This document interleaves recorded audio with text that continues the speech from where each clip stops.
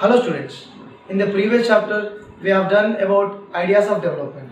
In this chapter, this is our third chapter. In this chapter we are going to discuss in related to employment and production. So third lesson is production and employment. Production and employment. Yeah, once you look on the title of this lesson, the key observation of this lesson, production and employment. So what is the production and what is employment? Production means output, means the goods and services which was produced by the employees. So that's we are going to learn. So first, in the beginning of this lesson, let us see once the employment structure. Employment structure or occupational structure. It also can be, we can segregate into three sectors. Indian economy can be divided into three sectors. So first one is primary sector. First one is primary sector. Second one is secondary sector. Third one is tertiary sector or tertiary sector. So these three sectors. So what is primary sector? Primary sector means the production or the output, the goods and services mostly depends upon nature. Primary sector, it depends upon nature. I repeat, primary sector, it depends upon nature. Example, agriculture, it is depends upon nature. Okay, fishing activity depends upon nature. Mining activity, it depends upon nature. Okay, poultry, it depends upon nature. So which depends upon nature, they comes under primary sector. Primary sector also can be called as agricultural sector. So these are the occupational structure. These are the occupational structures. Those people or population of India, they were employed either primary sector, either secondary sector or tertiary sector. So in this compulsory, each and every person, if they are doing any activity, they must be fall in these three categories. So primary sector depends upon nature. Example, agriculture, it depends upon nature. Fishing, it depends upon nature. Mining depends upon nature. Poultry depends upon nature. And forestry also, it depends upon nature. So those structures or those categories falls under nature, comes under nature, they will be enrolled or they can be called as they are enlisted in the primary sector. Next, what is secondary sector? Secondary sector is manufacturing sector. It is manufacturing sector. So manufacturing, example, manufacturing industries, steel and iron, cement industries, okay, paints. So those industries, those will manufacture. Sometimes agricultural industries also, agricultural products also will be transformed into a different way.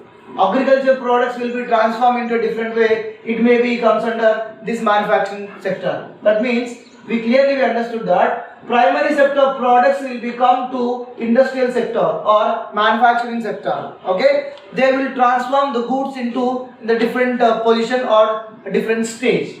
So this is secondary sector. Example, I said steel and iron factory, a cement factory, paints and lubrications. So those factories comes under plastics. Those factories comes under secondary sector. Now let us see tertiary sector. This tertiary sector also called as service sector. Service sector. It's very important. Service sector or tertiary sector, it is completely different from this both sectors. It is completely different. Here sometimes goods are not produced. Here what we have saw, here we saw that goods are produced in these two sectors. Some goods are produced, but in tertiary sector it is no goods. No goods are available. No goods. It does not produce any good, but it gives services to produce goods. Without service sector, we cannot generate any goods. We cannot generate services. So that service sector, also known as tertiary sector, it became very important nowadays. Yeah, let us see once which sector need to be developed in India more? Which sector need to be developed in India more? Actually, before independence, same, these are in this sequence. So first India was primary sector first, then second is secondary sector, third is tertiary sector. So that is the India's position till 1970s. Till 1970s, India's position is like this. But after 1970s, 1980s, after 1970, 1980s, India's position is changed as now first rank is service sector. Now first rank is service sector, second rank is industry sector, and third rank is primary sector. Third rank is primary sector. Sir? How primary sector fall down the third rank? Why? If all the people they don't do agriculture, how we can feed? How we can eat? Because whenever the absence of the population in the agriculture sector, in this sector, these will be automatically mechanized. Example, you see in India, more than 47% of the people are still depends upon agriculture. But in US, 4 to 5%. Only 4 to 5% of the people in US they are in agriculture sector. So whenever the majority people they not work in the agriculture sector, automatically that will be mechanized. I repeat, mechanized. So I want to explain again this one. After the independence, before independence, this is the ranks. India will get most of the money from the primary sector, and India got most of the money from industry sector. The last service sector we got. But now situation changed. But nowadays India getting lot of income from the service sector. Then after industry sector, then least is primary sector. I will explain in the session how industry sector, service sector, primary sector will differ. I will explain in this session. Next, let us see now what is GDP. I already gave to you an example related to GDP in the previous lesson, that is ideas of development. But again, let us see what is GDP. GDP, very important. GDP, gross domestic product. GDP means gross domestic product. So what is mean this GDP? GDP means final value of goods and services. Produced in a particular year. Particular year means financial year. Right. Example, now we are in 2020.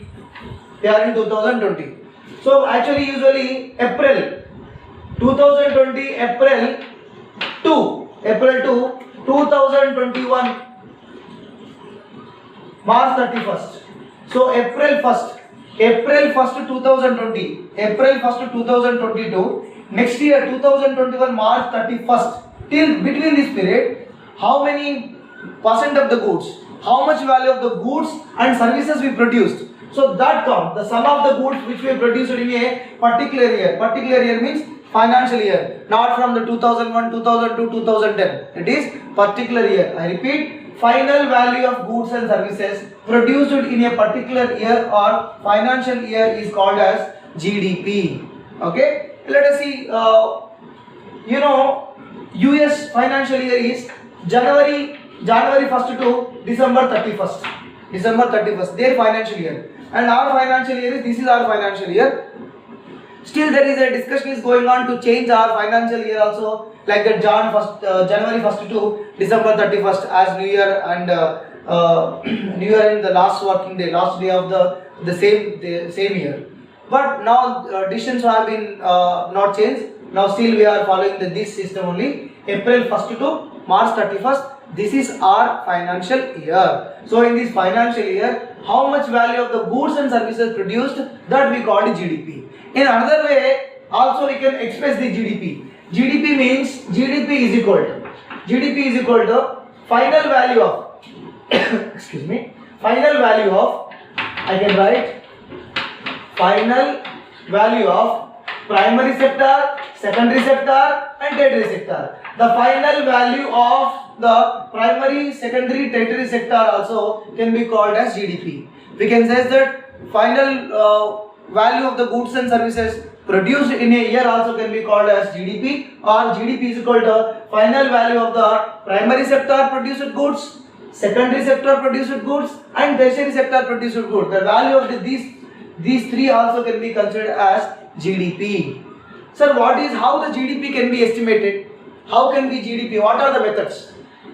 In 10th class examination point of view, still this question was not asked, but you have to be better for your knowledge. You have to learn, that is better, I feel. So GDP can be calculated based on the methods. So GDP methods, very very important methods. GDP methods. First method is income method. First method is income method. Income method. Income method means those who are individuals. Those who are individual, how much income they got in a particular year. How much income they got. Means by the factors of production. By the factors of production, each and every member in India, how much income they got in a particular year is called as income method. Okay. And second one is expenditure method. Expenditure method. Expenditure method means expenditure method means each and individual in a country, how much they spend spend on their goods, eatables, or live for their life. So that is expenditure method. Example, expenditure method also can be calculated. Industries, how much expenditure was they made in the last year or this year, and other banks or persons, how much expenditure they did. So based on these two methods, we can say that GDP can be estimated. And moreover, one of the important thing I want to share to you that GDP, I said to you, only the final value. Sir, how we can calculate the final value? How we can know the final value of the goods and services? Okay, let us say I want to give an example of related to final value of the goods and services. Because in GDP, we have to avoid, you remember, I am writing here, avoid double counting. Avoid double counting. Sir, what is double counting? What is single counting? Let us see. Double counting. See, very simple example. A farmer. Example, farmer. Farmer was sold wheat. Farmer was sold wheat to 8 rupee kg. Okay? 8 rupee. With 8 rupee, he was per 8 rupee wheat he was sold to the miller. Miller means you know that rice miller or the flour miller. Okay. So whenever he sold to the miller, he was the wheat grains he was grinded. The wheat grain he was grinded, and he was sold to the flour to the biscuit manufacturing company. Okay, so biscuit manufacturing company. When biscuit manufacturing company, they add sugar. Here flour. I am writing flour. Okay, flour. They add some sugars, some other things they add, and they sold biscuit packet in the market. They sold biscuit packet in the market for 20 rupees.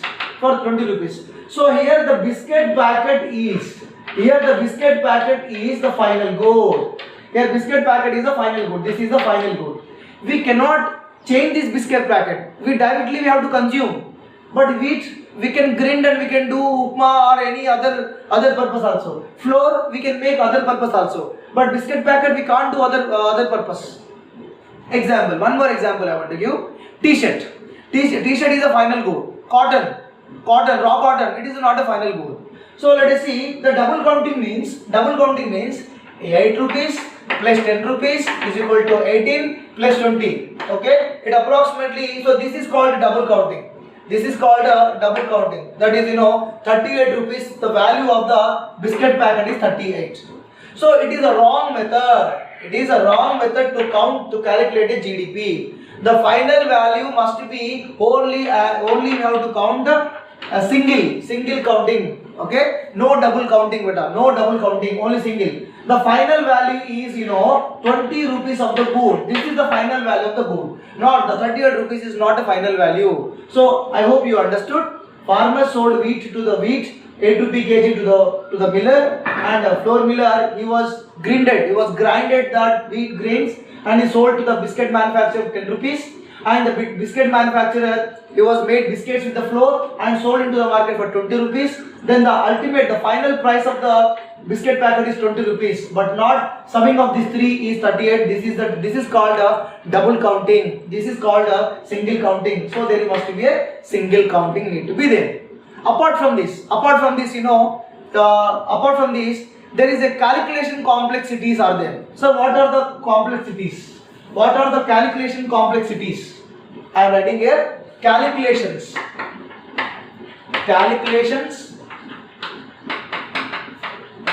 Complexities. It is not given the text.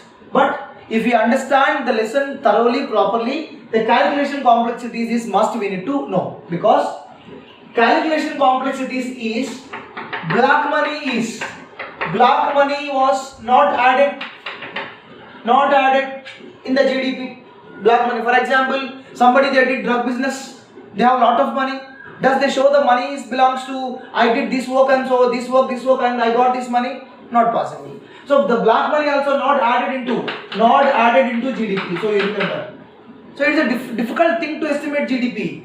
To estimate a GDP, it is it was a terrible task. It is a very difficult task. So black money is not added into GDP, and moreover, the unpaid work means also services. Unpaid work. Your mother do lot of work in house. Does she get any money? Not. So, but she was providing her services. Her services were not calculated. We are not calculated. But at the same time, any workers they come to house, they have to pay. We have to pay it to them. They are salaried. So unpaid work was not added in this one. Next, moreover, your own consuming, own farm.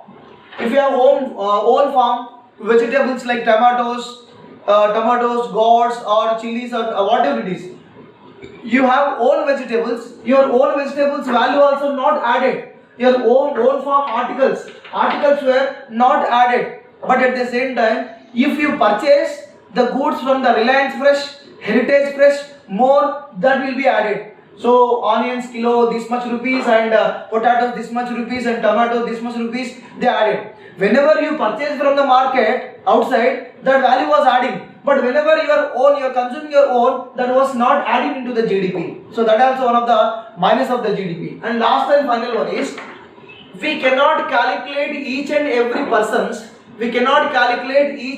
person's income. Example, auto driver. Does auto driver do they have a monetary transactions? No. Daily wage workers like machine workers. Does they paid monetary transactions? No. So wherever the people they didn't get their salary from the medium of bank, from the bank, wherever they are not getting from the bank, so they were completely avoided. They were not included in the GDP. So that we understand that, you have to understand that GDP is not possible to calculate accurate way. It is impossible. Only we can calculate GDP in a nominal way. GDP is nominal. That means approximately. That's it. Approximately, but not real. But not real. Thus we estimate GDP real. Exactly accurate, not possible, because our whole farm whatever have we eaten, that was not added in the GDP. Auto drivers, machine workers salary was not added in the GDP. Okay, and unpaid works, your mother did lot of work in your house, that her services value was not added in the GDP. The black money, so many members are hoarding the money, they are doing illegal business, their money also not added in the GDP. So that you understand that GDP is, we can calculate only the approximately nominal but not real. You have to understand. Am I clear? I hope I am clear this calculation of complexities. It is not there in the textbook, but indirectly they may ask the questions. What is the method? What are the demerits of the calculation into the GDP? They may ask. So that is a very valuable information to you children. So hope I clear. Next we will move towards about GDP. Yeah, GDP, every year GDP is increasing. They may ask in MCQs, every year GDP is increasing. Yeah, you can see, textbook they given in box that every year GDP value is increasing. Example, why increasing? In 2001, our population was just 1 or 2 crores. Just 1 or 2 crores. By 2011, according to the 2011, our population was 121 crores. By 2021, it may be 135 crores. It may be. I am saying it is maybe. It may be 135 crores. Whenever the population increases, the facilities also will be increases. I hope in your town once upon a time there was no ATM. Now ATMs are there. Once upon a time in your locality there was no supermarket. Now supermarket is there. Once upon a time in your hometown there was no corporate colleges, but now corporate schools and colleges were there. Once upon a time in your hometown there was no banking and internet centers were there. Now internet centers were there. That means every year GDP is increasing. You have to understand. Whenever population increases, GDP also almost increasing. Yeah. Let us see once. Out of 121 million, okay, 1210 million. Out of 1210 million, millions people, 460 millions were employed in our India. 460 million people were employed in India in other sectors, in primary sector, secondary sector, and tertiary sector. Out of 121 crore, 46 crore members were employed in different sector, that is primary sector, secondary sector, and tertiary sector. Now let us observe once what is the GDP share. What is the GDP share during that time 1970s and 2015? Yeah, GDP share. Now let us compare. I am comparing only GDP share. Only GDP share. That means just now I said to is GDP increasing or decreasing? I said GDP increasing. How GDP increases? You see, it is we are taking 1973-74 calculations, and also we are taking 2015-16 calculations. So according to the 2015 calculations, let us see how one rate is. 43% of the people were employed in agriculture sector in 1973, and 22% of the people they were employed in the industry sector. Next, remaining 35% of the people they were employed in the service sector. This is during 1973. But what happened? I said to this just now, increasing GDP here completely in 2015 it was just 19. GDP share is 19, and remaining industries is 28, and remaining is 53. 19% of the people they are working in agriculture. Industries, sorry. 19% we are getting GDP from agriculture. 28% of GDP we are getting from industries, and once upon a time 35% of the GDP we got from service sector, but now reverse, 53 we are getting from service sector. So this was a very fantastic change in the GDP. So that the statement what I gave, every year GDP increasing, that shows that it is correct. Every year GDP is increasing. So this is GDP share. So we are getting 19% of the GDP from agriculture, 28% of the GDP from industries, 53. Here see, major, most of the income we are getting, most of the money we are getting from the service sector. So what are service sector? Service sector, it includes banking, telecommunications, railways, roadways, that means transportation, commerce, trade, insurance, everything, telecommunications, everywhere. So these are, I didn't explain to you because you might have collect some information related to this service sector. So banking, telecommunication, railway, roadways, airways, telecommunications, postal department, they are giving valuable services to us. Banking, they are giving valuable services to us. Telephones, Airtel, Idea, Jio, Vodafone, they are giving their services. They are not producing any good. Just they are providing their services to us. So that's what we are paying to them. So this is the GDP share. Now let us see employment share.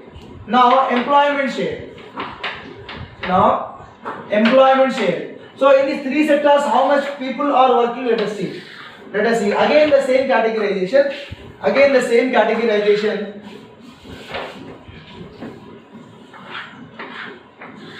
Yeah, same.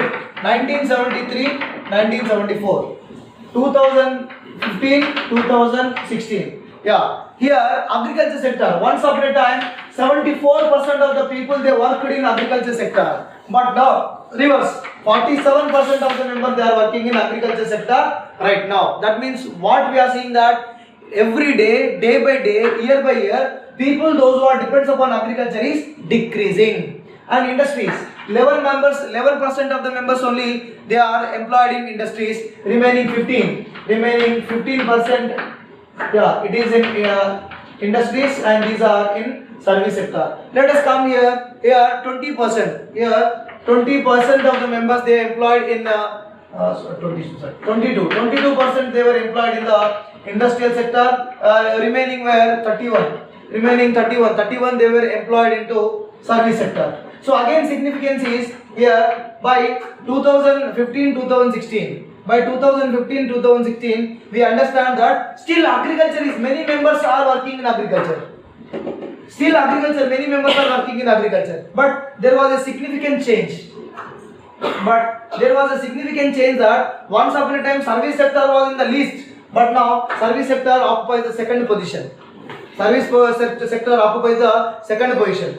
You have one more important thing. Many people are working on agriculture, but income we are getting very less.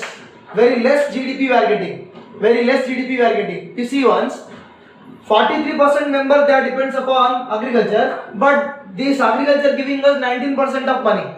19% of GDP they are giving. Here 31% of the people they are working in service sector, they are giving 53% of the GDP. I want to revise. 47% of the people they depend. When more people will depend, more income need to become now. But 47% of the people they are working, but they are giving 90% of the money.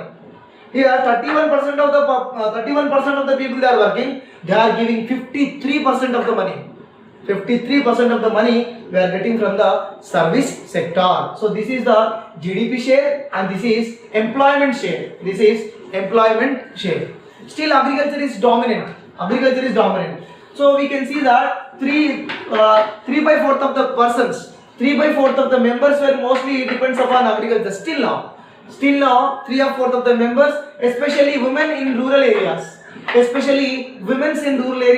Mostly they depends upon agriculture. More than 63% of the women, I repeat, more than 63% of the women in the rural areas where they are depends upon completely on agriculture. I repeat, 63% of the women mostly they depends upon agriculture. I hope you understand the comparison is much needed. 19% of the money we are getting, but 47 more people are working for less money. Here less people are working for more money. So this is you have to understand.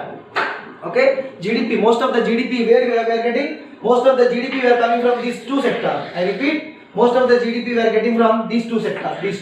These two are very magnificent, very wonderful sectors to us, which are providing fabulous income to us, which are providing fantastic income to us. Yeah. Now let us take why most of the people are works in agriculture sector. Because unemployment, British policy, illiteracy, so that many people are working in agriculture sector. Yeah, whenever most people working in agriculture sector, they may be fall under disguised unemployment. Sir, what is disguised unemployment?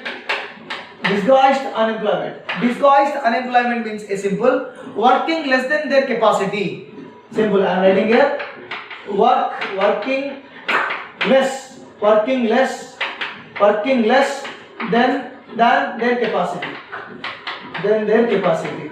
Example, if the person is working in agriculture sector, the person he work in industry. If he work in industry, if he get here very less income, he may get huge income in the industries.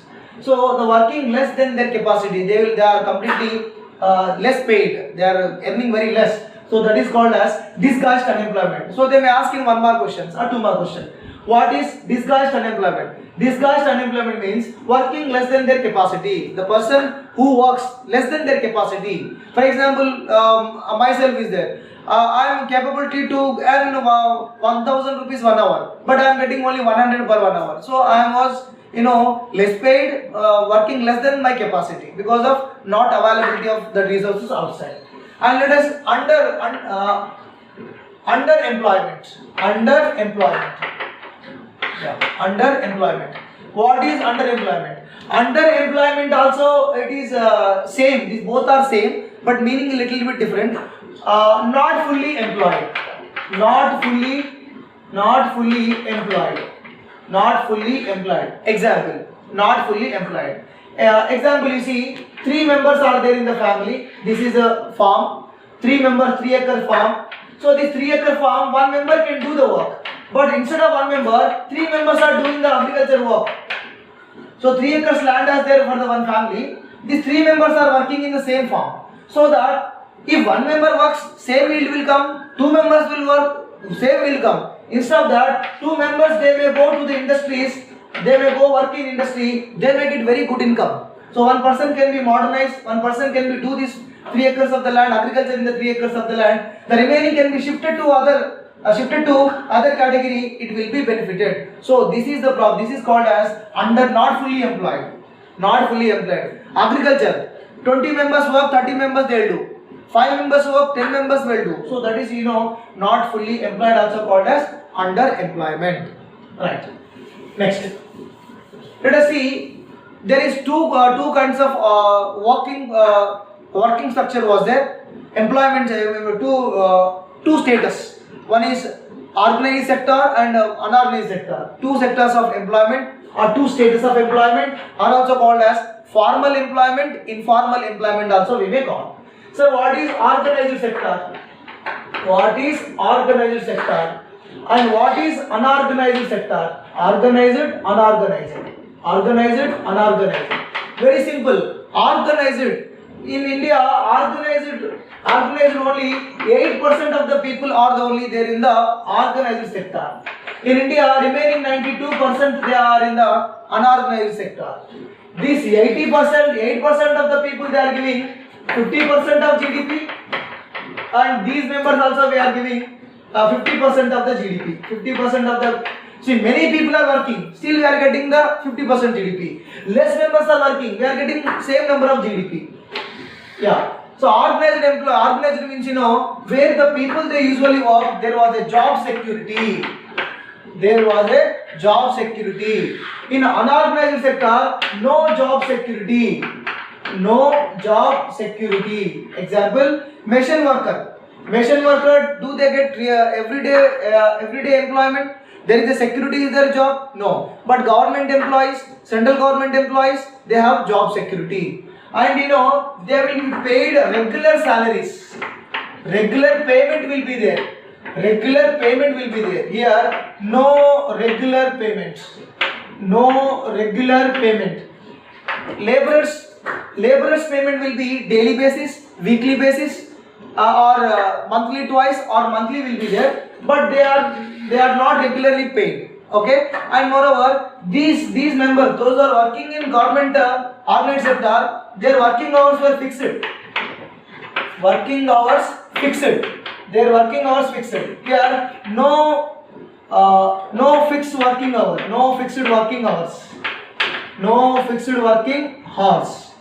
Next, see, if you do extra work in the government sector, you will be paid overtime.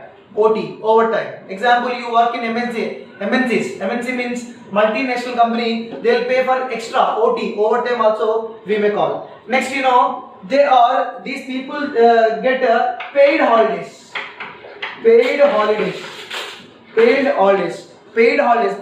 means summer also they will get salary. In Dasara vacations also they get salary. But here no paid holidays. Example, machine worker is there. Due to health problem, the person didn't go work. Do they give salary? No. For example, you are a government employee, MNC employee, you can avail your leave. Casual leave, sick leave will be there. Paid leaves, and these will have PF, Provident Fund. PF means Provident Fund. And also they have pension scheme. Provident Fund, pension scheme. So no such benefits. No such benefits. They don't have such benefits. So these usually ask 2 marks. Organized sector for 2 marks, and this will be for 2 marks. But sometimes they may ask what is the difference between organized sector and unorganized sector. So these are the differences. Factories, example, government employees, government employees, and MNC companies, MNCs, multinational companies are example. Here example are daily wage worker or agricultural worker were example of that one. So these points you just briefly you write in the examination. You will get for 4 marks, 4 out of 4 you will get. For 2, 1 they ask you for the 2 out of 2 you will get. Okay. So let us see what we require. Thus what we require to eliminate poverty, eliminate these majority of the people they are working in unorganized sector. So for what first of all, what the needs are irrigation facilities. Irrigation facilities need to be created. Whenever irrigation facilities need to be created, the people mostly they work properly in agriculture. Okay. Yeah. Second one, self-employment opportunities. Government have to increase self-employment opportunities. So what the government need to do for generating of the employment or new job creations? Next, government need to be set up agro-based industries. Government should set up agro-based industries. When agro-based industries they will set up, so there will be more income generation will be there, employment generation will be there. Next, provide loans. Government have to provide loans to the youth, or women to are also farmers for the better employment purpose. And also they have to modernize agriculture. They have to modernize agriculture. Modern inputs need to be provided subsidy. With the subsidy, harvesters, power tillers, or any equipment is there that need to be provided to the members.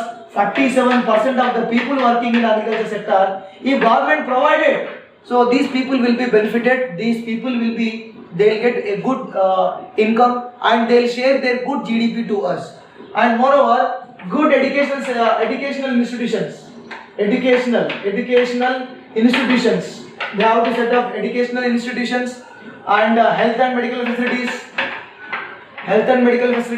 When they provide, automatically income will be generated. I repeat, income will be generated, employment will be generated. So children, in this lesson we have done that 3 sectors of Indian economy: primary sector, secondary sector, service sector. Then we have learned about GDP and GDP rules and regulations. So, and organized sector, unorganized sector also we learned share of the GDP in 1973-74, and we compare it to the 2015 to 2016. Employment also we compare it to the 1973-74 to 2015-16. So this is our lesson, children. I hope you understand.